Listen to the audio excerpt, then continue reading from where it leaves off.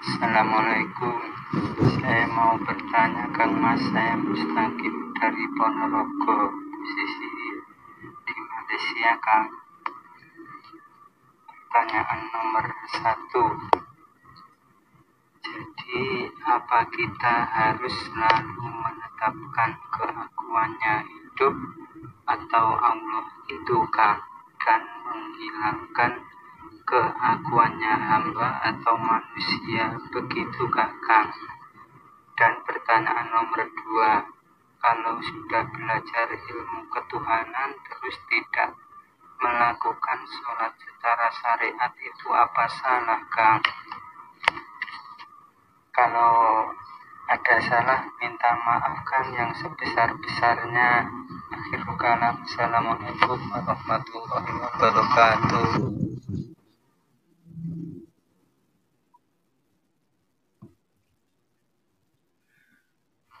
Waalaikumsalam warahmatullahi wabarakatuh. Betul, pada intinya di dalam hidup ini kita selalu menetapkan hidup ini Allah sebagai Tuhannya seluruh manusia. Selama ini kan kita hanya memandang badan, seolah-olah badan ini bisa berjalan sendiri, seolah-olah badan ini bisa memasak sendiri, seolah-olah badan ini bisa sholat sendiri, seolah-olah badan ini bisa bekerja sendiri, seolah-olah badan ini bisa naik motor sendiri, naik mobil sendiri, dan sebagainya. Selama ini pandangan kita hanya kepada casing, hanya kepada badan. Kita luput memandang siapa penguasa casing ini. Kita luput memandang siapa penggerak yang ada pada badan ini. Tentunya penciptanya lah yang menggerakkan, yakni hidup, yakni Allah itu sendiri. Akan tetapi bila hidup ini kita akui sebagai hidup diri manusia kita, maka kita tak akan mampu menyaksikan Allah. Yang kita saksikan hanyalah diri manusia kita sendiri yang merasa hidup. Sedangkan Allah kita tiadakan di hati kita, kita goibkan di hati kita selama ini. Itu berarti selama ini kitalah yang mentuhani hidup dan badan ini. Bisa dipahami? Maka kembalikanlah, maka persembahkanlah, maka abdikanlah dengan rela dan ridho di dalam hati bahwa hidup ini bukan hidup manusiaku, bahwa hidup inilah Allah. Semoga bisa dipahami. Dan pertanyaan yang kedua, bila sudah belajar ilmu ketuhanan lajeng boten nglampahi sholat, tidak melaksanakan sholat secara syariat, bila masih ada perasaan di dalam diri Anda mengatur-atur babakan sholat syariat atau tidak sholat secara syariat, itu berarti Anda belum rela dan ridho kembali kepada Allah. Itu tandanya Anda masih berkayasa syariat-syariat manusia Anda. Jadi belajar hakikat dan ma'rifat hanyalah untuk pelindung bagi kemalasan Anda sendiri untuk melaksanakan sholat syariat, untuk menutupi kemalasan. Jadi intinya demikian. Bila sudah bermakrifat kepada Allah, berarti diri Anda kan sudah tidak ada. Diri manusia kita kan sudah tidak ada. Yang ada hanya Allah. Maka biarlah Allah dengan syariat Allah diperjalankan kepada syariat apapun yang diperjalankan Allah, manusianya sudah tidak ikut mengatur-atur lagi. Karena manusianya sudah berimamkan kepada Allah, sudah kembali menjadi khalifatullah, yakni hati selalu tunduk patuh kepada apa yang diperjalankan oleh Allah, apa yang ditetapkan oleh Allah. Jadi hati tidak bisa merekayasa apa-apa yang disyariatkan oleh badan-badannya. Pada intinya ketika manusia itu sudah bermakrifat kepada Allah, berarti manusianya sudah meninggalkan syariat-syariat diri manusianya. Maksudnya manusia sudah tidak merasa bersyariat lagi. Karena bagaimana mungkin manusia bisa bersyariat sedangkan dirinya sudah tidak ada. Sedang syariat, tariqah, hakikat dan makrifat yang ada di luar diri itu sudah ada di Al-Quranul Karim dan Al-Hadis. Akan tetapi kita membahas syariat, tariqah, hakikat dan makrifat yang ada di dalam diri dengan Al-Quran Qadim. Bismillahirrahmanirrahim. Selama ini kita menganggap, kita mengira, kita meyakini apa yang kita pandang di luar diri kita, yang wujud di dalam pandangan kita, seluruhnya adalah syariat. Seperti wujudnya manusia yang kita pandang, seperti wujudnya hayawan yang kita lihat, seperti wujudnya tumbuh-tumbuhan yang kita pandang, seperti wujudnya motor, mobil, pesawat, bangunan, sawah, jalan, hutan, goa, dan lain sebagainya.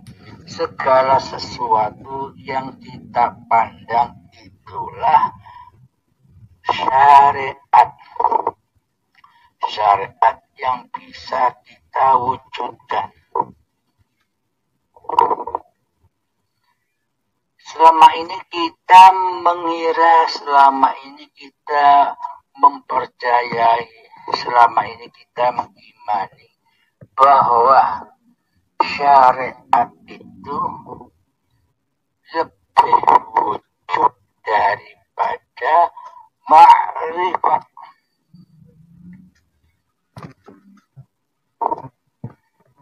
Syariat lebih nyata daripada ma'rifat. Itu tandanya sama halnya dengan kita mempercayai, mengakidahi di dalam hati kita bahwa manusia bahwa seluruh makhluk yang diciptakan yang wujud ini lebih wujud daripada wujudnya Allah. Di dalam hati kita mengimani, meyakini bahwa seluruh alam yang wujud ini lebih nyata daripada Allah. Coba direnungkan di dalam hati kita. Mari kita tafakuri bersama. Apakah mungkin yang diciptakan itu lebih wujud daripada yang menciptakan? Apakah mungkin manusia dan seluruh makhluk ciptaan Allah itu lebih wujud daripada wujudnya Allah sendiri? Nah, mari kita buktikan bahwa sesungguhnya Allah lebih wujud dari manusia dan dari segala sesuatu yang diciptakan Allah. Makrifat lebih wujud daripada seluruh syariat. Tanpa adanya Allah, maka manusia dan segala sesuatu tak akan pernah ada. Tanpa wujudnya makrifat, maka seluruh syariat-syariat yang ada tak akan pernah terwujud. Jadi pada intinya Allah itu maha wujud, lebih wujud daripada apa-apa yang diciptakannya. Jadi ma'rifat itu lebih wujud daripada syariat-syariat yang ada. Marilah kita buktikan. Coba kita pandangi, coba kita syariatkan apa-apa yang ada di depan pandangan kita. Di sana ada apa saja? Ada pohon, tembok, motor, mobil, manusia, tumbuhan, hayawan yang ada di sekitar kita. Coba kita cermati, coba kita pandang. Nah, setelah kita pandang, hati kita meyakini, hati kita mengimani bahwa apa yang kita pandang itu semuanya adalah wujud. Semuanya itu adalah syariat. Syariat itu pasti kita bisa mewujudkannya. Contoh ketika naik sepeda, kita naik sepeda kan syariat, wujud. Wujud badan ini naik sepeda. Sudahkah kita pandangi apa-apa di sekeliling kita? Sudahkah kita syariatkan? Sudahkah kita wujudkan semuanya apa yang kita pandang di hadapan kita? Lihatlah semuanya. Nah, itulah syariat. Apa-apa yang ada di pandangan kita, yang wujud di pandangan kita, seluruhnya adalah syariat. Semoga bisa dipahami ya tentang syariat. Selanjutnya, tanpa toreko, maka syariat itu tak akan pernah ada. Adanya seluruh syariat karena adanya toreko. Toreko itu apa? Maknanya, toreko itu adalah sifat penglihatan penglihatan kita. Sifat penglihatan mata kita untuk mewujudkan syariat-syariat yang ada. Toreko itu jalan penglihatan mata kita untuk mewujudkan segala sesuatu yang ada di hadapan kita. Tanpa kita punya sifat penglihatan, maka segala sesuatu itu tak akan pernah ada. Seumpama ada orang buta, atau ketika kita sedang tidur, mata terpejam, ke seluruh apa-apa yang di area kita, yang ada di dekat kita kan, kita tidak bisa memandang ketika kita tidur. Semuanya akan hancur. Meskipun kita di dalam kamar kita, di situ ada almari, ada sisir, ada kasur, ada guling, ada ban, dan sebagainya. Tapi kita tidak bisa menyaksikan dan tidak bisa mewujudkan di saat kita tertidur. Karena seluruh yang kita pandangi akan hancur, akan kiamat ketika kita terpejam, ketika kita mati. Maka tak akan terwujud oleh kita bila sifat penglihatan itu tidak ada. Bila toreko itu tidak ada. Nah, dengan toreko itulah maka wujudlah segala syariat yang ada. Dengan toreko, dengan sifat penglihatan mata, maka wujudlah apa-apa yang kita lihat. Semoga syariat dan toreko ini bisa dipahami. Mari kita lanjutkan kepada hakikatnya. Adanya syariat, adanya toreko, wujudnya syariat dan wujudnya toreko itu ada dan terwujud karena wujudnya hakikat. Adanya syariat toreko itu karena wujud nyatanya hakikat. Tanpa adanya hakikat, maka toreko dan syariat tak akan pernah ada. Jadi hakikat itu lebih wujud daripada toreko dan syariat. Apakah hakikat itu? Hakikat itu adalah badan kita ini dan mata kita.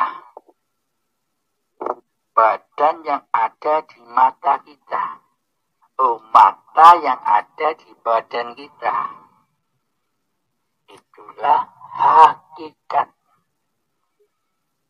Tanpa adanya badan kita, tanpa adanya mata kita, tanpa kita terlahir ke dunia ini, apakah toreko dan syariat itu wujud buat kita? Tanpa munculnya, tanpa hadirnya badan kita di dunia ini, maka toreko dan syariat itu pun tidak ada. Adanya syariat dan toreko itu bermakmum, berkiblat kepada hakikat, yakni badan dan mata kita ini. Dengan wujud nyatanya hakikat, Dengan wujud nyatanya badan dan mata ini, maka muncullah toriko, sifat penglihatan mata. Dengan munculnya toriko, maka terwujudlah syariat. Maka terlihatlah oleh mata kita seluruh ciptaan Allah, ayat-ayat Allah.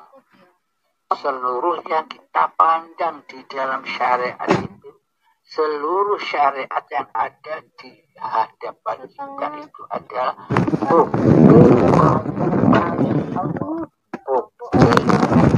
adanya Allah, bukti wujudnya Allah yang meliputi segala sesuatu